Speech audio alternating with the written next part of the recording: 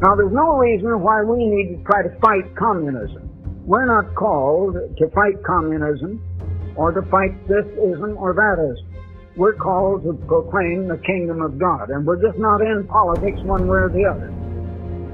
25 to 35 and up to 50 years ago, I used to write against communism, but I don't do that anymore. I'm not here to fight those things. I'm only here to proclaim the gospel or the good news of the kingdom of God, and that's what I'm going to do. We do not enter into politics. I was not aware that we attack socialism as a political ism.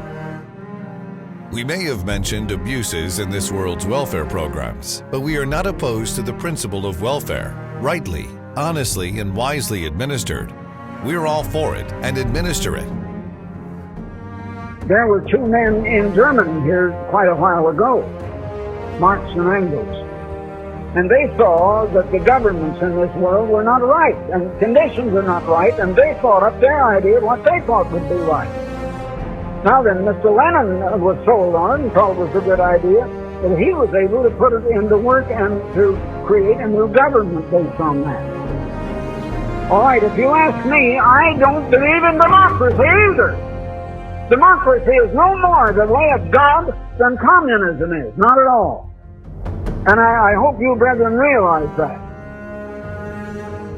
Socialism developed as a reaction against the abuses of capitalism, triggered by the inhuman working conditions during the Industrial Revolution.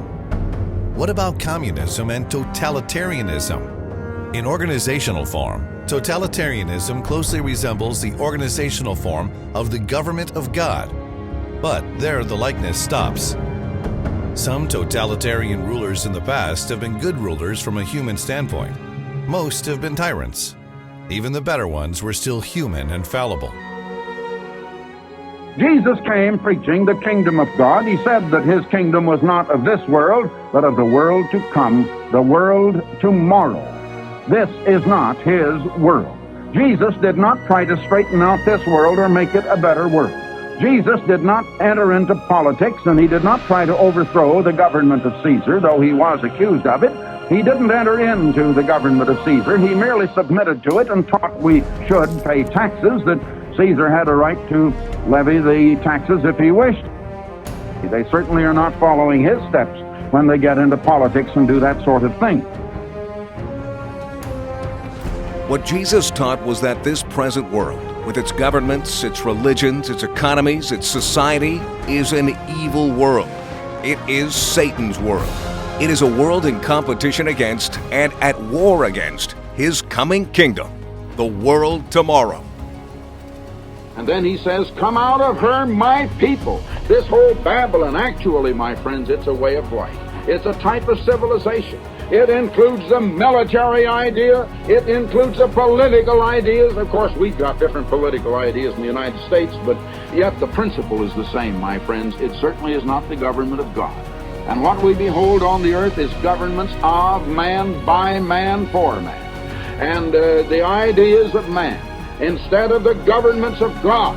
And the gospel that Jesus brought was the government of God over mankind. God is the supreme ruler. What then would Jesus do in this time of presidential election? He would be too busy proclaiming the good news of the coming world-ruling kingdom and the way of salvation to take any part whatsoever in the politics of this present evil world. We're not concerned about this world. We're not of it. We've come out of it and of its politics. Subscribe to this channel for upcoming Herbert W. Armstrong content.